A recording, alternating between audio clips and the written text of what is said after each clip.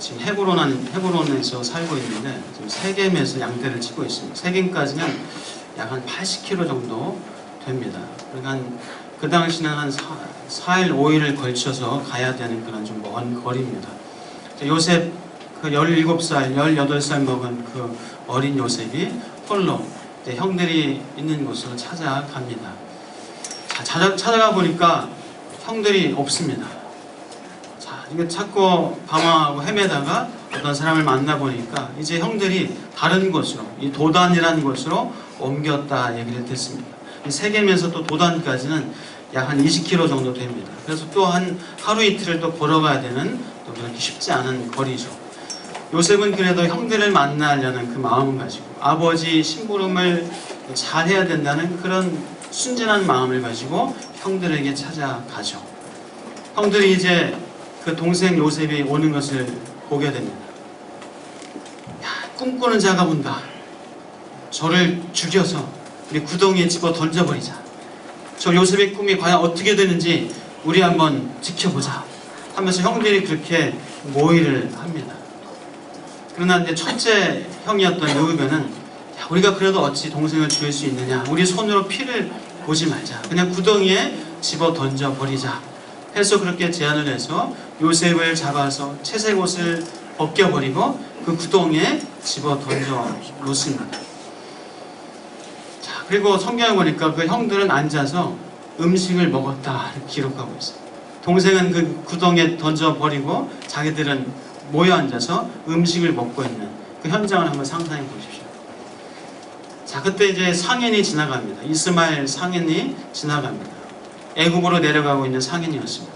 형들은 그 상인들에게, 야, 유다가 이제 제안하기를 우리 저 상인들한테 요셉을 팔아버리자 해서 은 20세겔을 받고 요셉을 팝니다. 요셉은 이제 이 인신매매를 당한 거네요. 형들에게 인신매매를 당해서 애굽으로 내려갑니다. 애굽의 바로의 시위대장, 친위대장인 보디발의 집에 노예로 팔리게 되죠. 자, 이제 야곱의 이 아들들, 요셉의 형들은 이 요셉의 채색옷에다 순념소를 죽여서 거기다 피를 바릅니다. 동생이 악한 짐승에 의해서 먹혔다 이렇게 위장하기 위해서 그렇게 채색옷에 피를 바르고 아버지에게로 갑니다. 아버지, 이것이 요셉의 옷이 맞습니까? 아버지는 그 옷을 보면서 붙잡고 통곡을 합니다. 내 아들이 악한 짐승에게 잡혀 먹었도다. 이 일을 어찌할꼬? 나도 같이 죽겠다. 나도 요셉을 따라서 같이 죽겠다 하면서 통곡을 하고 그 슬픔을 이길 수 없습니다. 가족들이 위로하고 해도 요셉을 잃은 아버지 야곱의 마음은 그 누구도 위로할 수가 없었습니다.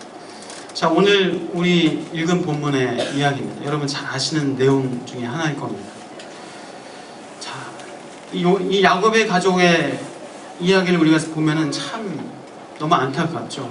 야곱이 무려 아내를 몇 명을 건드리죠? 아내 4명. 남자분들 부러우십니까? 네, 부러워하지 마십시오. 아내 4명. 아내 4명의 사랑을 받기 위해서 아들 낳는 경쟁, 시기와 미움과 질투, 그 가족 안에 그런 시기와 미움과 질투, 증오가 넘쳐났죠. 그 또 배다른 아들들이 태어나서 서로 얼마나 미워하고, 특별히 요셉, 꿈꾸는 자 요셉을 미워하고 시기하고 증오하고 심지어는 죽이기까지 하려고 했던 그 형들의 악함, 그 가족을 보면서, 야곱의 가족을 보면서 한편의 드라마 같아요. 어떤 드라마요? 막장 드라마. 저는 그래서 제목을 인생은 드라마 같다 이렇게 썼는데 사실은 인생은 막장 드라마 같다 이렇게 쓰고 싶었는데 차마 그렇게 못 쓰고, 막장이 아니신 분들이 계시니까 그냥 인생은 드라마 같다라고 좀 써봤습니다. 정말 인생은 참 희노애락에 많은 일들이 오고 가면서 우리가 살고 있는 것 같습니다.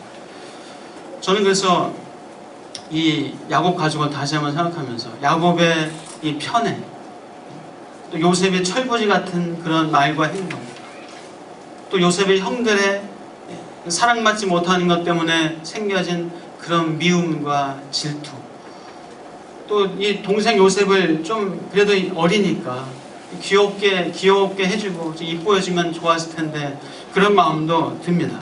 그러나 어쨌거나 이 야곱이 편애하지 않았다면 이런 비극이 벌어지지 않았을 텐데, 야곱이 요셉에게만 채색 옷을 입히지 않았다면 이런 비극은 벌어지지 않았을 텐데, 요셉이 자기 꿈 꿨다고 그 꿈을 그냥 자랑하듯이 떠버리면서 형들한테 얘기하지 않았다면 이런 비극이 벌어지지 않았을 텐데, 형들이 요셉을 그래도 좀 이뻐해주고 귀여워해주고, 제 동생이니까 이렇게 좀 넓은 마음으로 받아주고 했으면 이런 비극이 일어나지 않았을 텐데 라는 생각을 해봅니다.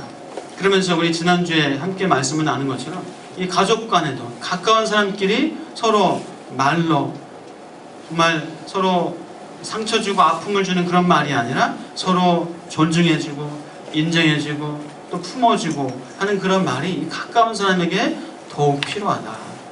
남편에게 택배 가지러 오라고 할 때 어떻게 하면 된다고요? 택배 좀 가지고 와! 그러면 된다고요? 남편한테 청소 좀 시키려면 어떻게 하면 됩니까? 청소 좀 해! 그러면 된다고요? 택배 좀 가져다 주시겠어요? 네, 부탁하는, 청소 좀 해주시겠어요? 청소하고 나면 야, 어떻게 이렇게 깨끗하게 청소했어요? 당신은 마이다스의 손이에요 하면서 이렇게 겉으로는, 속으로는 이것도 청소한 거라고 또 해야 되나? 여자분들은 그래서 막 그냥 본인이 막 해버리는데 그러지 마십시오. 칭찬해 주시고, 나중에 남편 나가면 내가 또 하는 한이 있더라도 칭찬해 주고, 못 하나 박아도 잘했다가 칭찬해 주고, 애들이 공부하고 학원 다니고 시험 보기 힘들면 어떻게 하면 된다고요? 나는 전기불 없이 공부해서, 그게 아니라 공부하느라고 애쓰지, 수고 많지, 네가 힘들어하니까 아빠도 참 힘들다, 엄마도 참 힘들어, 이렇게 그 마음을 공감해주고 이해해주고 품어주면서, 힘들지, 간식 먹어라, 아빠가 너 이제 시험 끝나고 나면은 너 좀 네가 사고 싶은 거 내가 사줄게, 이렇게 좀 격려해주고, 돈이 좀 들더라도 우리 이렇게 가족 간에 가까운 사람끼리 서로 이렇게 더 친절하게, 더 친근하게, 더 이렇게 말로, 사랑의 말로 해줄 수 있는 은혜가 저와 여러분들에게 있기를 축복합니다. 자, 오늘 어쨌거나 이 본문 보니까 이 형들이 참 악해도 너무너무 악합니다. 너무 치사하게 동생을 어떻게 죽이려고 합니까? 아무리 배다른 동생이라 하더라도, 아무리 그 동생이 아버지의 사랑을 다 독차지한다 하더라도 어떻게 죽일 생각을 해요. 그러나 사실 죽인 거는 마찬가지죠. 죽인 거는 마찬가지. 참 악하고 치사합니다. 자, 그래도 형들의 안부를 묻기 위해서, 형들이 잘 있나 보기 위해서 순진한 마음으로 형들에게 찾아왔는데 그 요셉의 채색 옷을 벗겨버리고, 야, 이 꿈쟁이야, 너 이 꿈이 어떻게 되나 한번 보자 하면서 그 구덩이에 집어 던지는 형들. 자, 형들 앞에서 성경에 기록되어 있지 않지만 그 요셉의 마음이 어땠을까요? 요셉이 많이 통곡하면서 울지 않았을까요? 형의 이름을 부르면서 유다 형, 르우벤 형, 왜 이러는 거야? 하면서 그 요셉이 그렇게 형들의 이름을 부르면서 제발 이렇게 하지 말아달라고 하지 않았을까라는 생각도 해봅니다. 자, 그 요셉이 형들 이름을 부르는 그 요셉을 지나가는 상인에게 팔아버리고 은 20세기를 받는 이 형들의 치사한, 아주 완악한 모습을 보게 됩니다. 자, 죄송하지만 이 형들의 이 완악한 모습, 이 악한 모습이 우리 인간의 모습이에요. 여러분의 모습이고 저의 모습입니다. 인정하십니까? 인정하고 싶지 않으시죠? 인간이 이렇게 악해요. 악해도 참 너무 악합니다. 상상할 수 없는, 생각하지 못할 그런 일을 저지르는 것이 인간. 제가 차 주유하기 위해서 주유소에 가면요, 가끔 이제 내려서 화장실 가기도 하고 하는데 그 주유소 안쪽 보면요, 뭐가 붙어 있어요. 뭐냐면은 현상수배범 해가지고 그런 게 붙어 있어요. 살인, 뭐 사기, 또 뭐 치사하게 된 그런 걸 해요. 여자분들도 계시더라고요. 여자분들 뭐 사기, 심지어는 살인. 근데 이제 저 듣자 하니까요, 여자분들이 이제 살인을 저지른 여자분들 누구를 많이 살인하는지 아세요? 어떻게 아세요? 혹시 마음속으로 남편을 언제, 그리고 남자분들 조심하십시오. 묻자고 하는 얘기니까 진담으로 듣지 마시고. 인간은 이렇게 악해요. 저 자신을 봐도 언제 어떤 악한 짓을 벌일지 모르는 그런 악한 본성이 있는 것을 저도 고백합니다.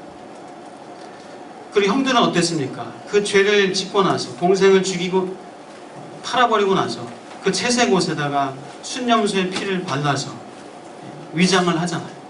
그래서 악한 짐승에게 잡아먹혔다고 그렇게 위장을 하고 아버지에게 그 옷을 가져갑니다. 완전 범죄를 꿈꾸면서 이렇게 악한 짓을 저지릅니다. 대단한 연기파 형들입니다. 얼마나 비열하고 얼마나 완악한 모습입니다. 자, 이것이 인간의 모습이에요. 이렇게 악한 모습이 저와 여러분의 이 악한 본성의 모습을 형들이 지금 드러내고 있습니다. 여러분 죄인이라고 인정하십니까? 여러분 죄성을 가진 존재라는 것을 인정하십니까? 인정 안 하는 분들이 좀 덜어 계시네요. 교회 안 다니는 분들, 특히 예수 안 믿는 분들 그런 얘기 많이 해요. 왜 교회에서는 우리를 죄인이라고 하느냐? 왜 죄인 내가 뭔 큰 죄를 졌다고, 내가 뭔 대단한 죄를 졌다고 왜 나한테 죄인이라고 하느냐? 그 죄 때문에 뭐 지옥 간다, 왜 지옥 얘기하고, 난 정말 듣기 싫다 하면서 자신이 죄인이라는 것을 인정하고 싶지 않아요. 나에게 죄인이라고 하지 말라 하면서 별로 인정하지 않고 거부를 합니다. 특히 이제 아담의 죄를 얘기하면서 아담의 그 원죄 얘기하면요, 아니 내가 듣도 보도 못한 아담, 그 사람이 죄 지은 거지 왜 나한테까지, 나는 아니라고. 그러나 이제 아담의 그 원죄로 말미암아 인간의 세상에 인류의 죄가 들어오게 됐습니다. 자, 우리에게 원죄가 있어요. 원죄. 그래서 이제 이 학자들은 크게 원죄에 대해서 두 가지 이론을 얘기합니다. 왜 우리 인간이 원죄를 갖게 됐는가? 두 가지 크게 이론인데요. 하나는 아담이 죄를 지음으로 말미암아 죽음이 이 세상에 들어왔다. 아담이 죽게 됐습니다. 그러면 아담의 그 아들, 또 그 아들들도 어떻게 됐습니까? 죽게 된 거예요. 다 죽게 된 거예요. 그래서 그 이론에서는 이 죽음이란 병이 이 세상에 들어오게 되었다. 아담의 죄 때문에 죽음이란 병이 이 땅에 들어오게 되고 마치 바이러스처럼, 병원균처럼 사람에게 계속 유전되어진다. 그래서 우리 인간은 원죄를 가지고 있는 그런 존재로 계속 태어나게 됐다. 그런 논리를 얘기합니다. 또 두 번째 이론은 어떤 이론이냐면요, 아담은 인류의 대표자다. 인류의 대표자이기 때문에 하나님과 아담과 맺은 이 언약을 아담이 파기했기 때문에, 그것을 어겼기 때문에 아담은 죄인이고, 그래서 대표자의 죄가 모든 인류에게 다 같이 적용되는 것이다. 예를 들어서 대통령이 어떤 문서에 사인을 하면은 그 사인한 것은 이제 모든 국민에게 다 적용되는 거예요. 국민의 대표이기 때문에 그 사인은 모든 국민에게 적용이 됩니다. 마찬가지로 아담의 그 죄가, 아담의 죄로 말미암아 하나님과 사람 사이의 언약이 깨어짐으로, 그래서 아담 한 사람의 죄가 아니라 모든 인류의 죄로 그렇게 우리가 적용받게 되었다. 그런 이론입니다. 어쨌거나 우리는 이렇게 죄인이란 사실은 분명한 사실입니다. 저와 여러분은 또 원죄를 가지고 있어서 우리가 태어나면서 우리는 약한 본성을 갖고 태어나는 존재예요. 여러분, 아이를 낳고 기르고 하신 분들, 아이가 뭐 착하게 또 순진하게 태어나고 예쁘지만은 그 아이에게 뭐가 있음을 여러분 발견하세요? 그 아이도 막 이기적이고 뭐 안 되면 막 떼쓰고 울고불고 난리가 납니다. 그것은 바로 우리 인간에게 태어나면서부터 악한 본성이 있음을 나타내는 증거입니다. 바로 독일이 그 세계대전, 1차 세계대전을 일으켰잖아요. 이 독일 나치 시대 때 이 유태인들을 수백만 명을 학살을 했습니다. 그 학살한 기술 연구한 사람이 있어요. 아돌프 아이히만이라는 사람이 나치 시대 때 유태인들을 아주 학살하고 고문하는 그것을 연구했던 사람입니다.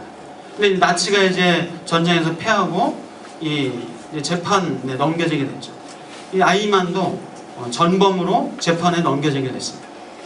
재판관이 그 사람에게 물어봤어요. 당신이 행한 그 악한 짓이, 당신이 행한 그 짓이 많은 사람들에게 얼마나 고통을 주는지 당신이 생각이라도 해봤냐? 그것 때문에 죄책감을 느끼지 않았냐? 라고 물어보니까 그 아이만의 대답은 그랬대요. 내가 만약에 나에게 주어진 이 일, 뭐 연구하고 하는 이 일, 이것을 내가 소홀히 하고 충성스럽게 하지 않았다면 나는 그것 때문에 양심의 가책을 받았을 겁니다.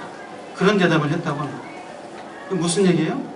인간이 얼마나 죄에 대해서 무지한지, 인간의 자신의 악함이 얼마나 다른 사람들에게 큰 지대한 영향을 주는지 모르는, 마치 그 형들이 요셉한테 그 한 행위가 요셉에게 얼마나 고통과 아픔을 주는지 무지한, 아니 외면하는 것.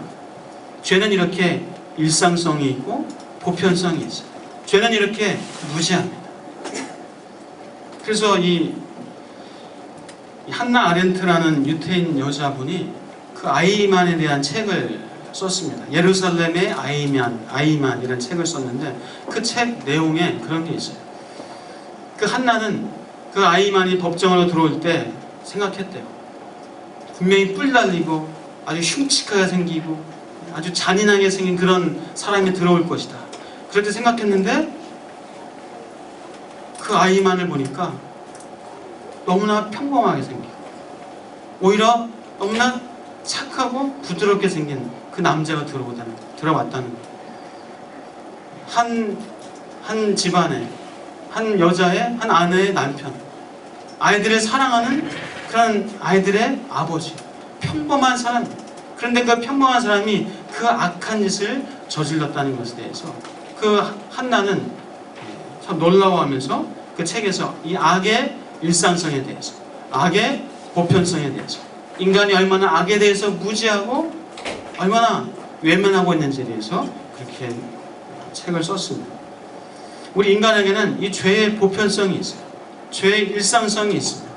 죄를 무시하고 외면하려고 하는 그런 성질이 우리에게 있어요. 죄송하지만 여러분, 이 세월호 사건 때문에 참 이 나라가 아직도 아픔 가운데 있습니다. 우리가 기도합니다. 근데 그 사건 때 선장과 선원들 얼마나 많은 사람들이 지탄을 하고 그 죄에 대해서, 그 악함에 대해서 얼마나 지탄을 합니까? 또 해경, 정부, 심지어는 대통령에게 그렇게 욕하고 책임을 지라고 그렇게 합니다. 물론 책임질 거에 대해서 분명히 물어야 되고 그 죄의 대가는 받아야 됩니다. 마땅합니다.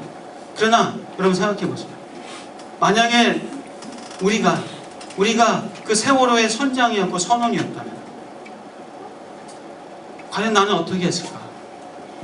과연 내가 세월호 안에 있었다면 나를 버리고 나를 희생하고 내 목숨을 버리면서까지도 사람을 구출하고 구조하는 일에 과연 내가 앞장섰을까? 딸린 처자식이 있는데, 내 생활이 있는데 과연 그렇게 했을까? 우리 장담할 수 없어요. 얼마 전에 판교에서 테크노밸리 야외 공연이 있었습니다. 참 참사가 났어요. 참 안타깝습니다. 자, 그 공연장에서 사람들 뒤통수 때문에 공연이 안 보이면은 저기 환풍구 위에만 올라가면은 환하게 다 보이는데 여러분 올라갈 거야? 안 올라가실 거예요? 솔직히 얘기해서 여러분 올라가실 거예요? 누가 거기 안 올라가겠어요? 이제 진행자가 내려오라고 해서 억지로 누가 한 명 내려오면은 그 자리에 또 비었다. 야, 내가 올라가자. 그래서 분명히 그 자리에 또 누가 차고 올라가요.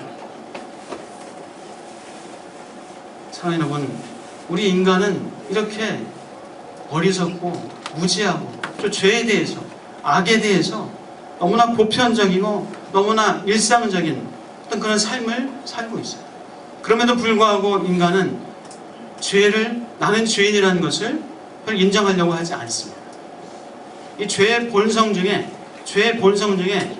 내가 죄인이라는 것을 인정하지 않으려는 그런 본성이 있습니다. 그게 죄의 본성입니다. 그러나 분명한 것은 내가 죄인이라는 것을 인정하면서부터 그 인생의 새로운 시작이 맞이할 수 있다는 거예요. 죄인이라는 것을 인정하지 않으면요, 그 인생은 여전히 막장 드라마를 쓸 수밖에 없는 인생을 삽니다. 그러나 나는 죄인이라는 것을 인정할 때 비로소 그때 새로운 참된 인생을 시작하게 될 수가 있습니다. 우리가 어디 아플 때, 어디 다쳤을 때, 우리 병원 가서 나 여기 아픕니다, 여기 다쳤습니다, 인정해야 병원을 가잖아요. 인정해야 진단을 받잖아요. 진단을 받고 그래서 어떻게 치료해야 될지를 의사 선생님들께서 보십니다. 저도 얼마 전에 우리 교회 내과 전문의가 계신데 제가 어디가 좀 불편하고 아파서 어떻게 된 겁니까? 한번 여쭤보니까 바로 딱 보시더니 진단을 하시더라고요. 아, 이건 서해부 탈장 같습니다. 정말 병원을 가보니까 정확하게 이렇게 진단을 하시더라고요. 서해부 탈장이라고. 그래서 이제 치료를 잘 받았습니다. 여러분, 우리가 어디 아플 때, 또 마음이 아플 때, 또 이 마음이 힘들고 우울하고 괴로울 때, 자신이 연약함을, 내가 우울함을, 내가 이런 어떤 중독이 있음을, 그것을 인정할 때 그때 치료가 가능한 거예요. 인정하지 않으면 치료할 수 없어요. 내가 죄인임을 인정할 때 그때 비로소 하나님께서 개입할 수가 있는 겁니다. 죄인인 것을 거부하고 거절하면 결코 하나님께서 개입하지 않으십니다. 사랑하는 여러분, 우리는 죄로 말미암아 죽을 수밖에 없는 그런 죄인이었어요. 내가 죄인인 것을 인정했을 때 하나님께서 우리의 삶에 개입하셔서 오셔서 우리에게 구원의 길을 열어주시고 우리에게 영원한 생명을 주신 그런 복된 인생을 우리가 살게 된 줄 믿습니다. 자, 사랑하는 여러분, 오늘 요셉의 이야기를 우리가 다 알잖아요. 물론 모르신 분도 계시겠지만 요셉의 이야기 다 압니다. 요셉이 그래도 구사일생으로 죽진 않고 애굽에 내려가서 그 보디발의 집에서, 그 친위대장 보디발의 집에서 있다가 결국 나중에 이제 애굽의 총리가 된다. 그래서 이 야곱의 가족들이 다 내려와서 또 아주 이 구원을 받는다. 뭐 이런 이 내용을 우리가 알고 있기 때문에 성경 읽을 때 그래도 편안하게 읽을 수 있어요. 근데 만약에 우리 삶에 내가 지금 그런 고난 가운데 있다면, 내가 지금 그런 아픔 가운데 있고, 내가 슬픔 속에 있고, 내가 지금 요셉처럼 그 인생에 지금 어디로 갈지 모르게 던져진 그런 아픔의 시간을 지금 내가 겪고 있다면, 당하고 있다면, 우리는 그 시간 앞에서, 그 사건 앞에서 우리는 고통스러워하고 아파하고 슬퍼하고 할 수밖에 없는 연약한 존재.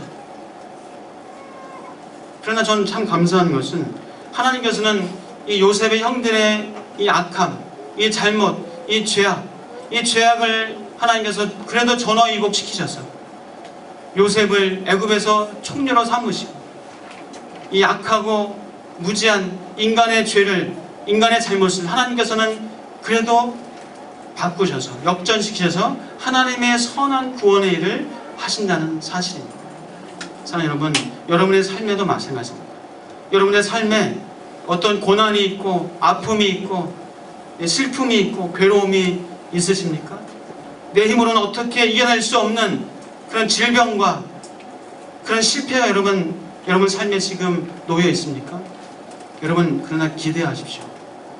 여러분 포기하지 마십시오. 하나님께서는 우리 삶에 개입하셔서 전화위복으로 합력하여 선을 이루시는 하나님이라는 사실을 믿으시길 주의 이름으로 축복합니다. 낙심하지 마시고 포기하지 마시고 좌절하지 마시고 믿음을 놓지 마시고 내가 그때 그걸 했어야 되는데, 내가 그때 잘못했어, 내가 그때 실수했어, 내가 그때 죄를 범했어, 그렇게 하지 말았어야 되는데, 혹시 땅을 치고 후회하는 어떤 그런 일이 있다 할지라도 지금 오늘부터 여러분 하나님 말씀에 순종하며 최선의 길을 나아가실 주의 이름으로 축복합니다. 내가 최선의 길을 선택하지 못했다 할지라도, 내가 잘못된 길을 선택했다 할지라도 지금 이곳에서 다시 최선의 삶을 살아갈 때 하나님께서는 우리의 인생을 막장 드라마가 아니라 평안의 드라마로, 행복한 드라마로 만들어 가실 줄 믿습니다. 하나님은 그래서 우리 인생에 감독이 있어요. 혹시라도 내 인생 내가 감독하겠다고, 내 인생 내가 한번 살아보겠다고 내가 감독 노릇을 했다면은 여러분 그 감독의 역할을, 감독의 그 직을 하나님께 드리시길 바랍니다. 하나님께서 우리 삶에 말씀하시고 우리 삶에 인도하시고 우리에게 명하신 그 말씀대로 우리가 그 배우로 살아갈 때 이 땅에서 슬픔과 고통과 아픔과 고난과 괴로움과 이 막장 드라마가 아니라 하나님이 주시는 참된 평안의 드라마를 써갈 수 있는 저와 여러분이 되실 줄 믿습니다. 사랑하는 여러분, 여러분의 인생 여러분이 감독하시렵니까? 아니면 하나님이 감독하시게 하시겠습니까? 하나님께 감독 자리를 맡기시길 주의 이름으로 축복합니다. 그래서 우리 인생을 행복한 드라마, 평안의 드라마로 써가시는 은혜가 있기를 주의 이름으로 축복합니다. 기도하겠습니다.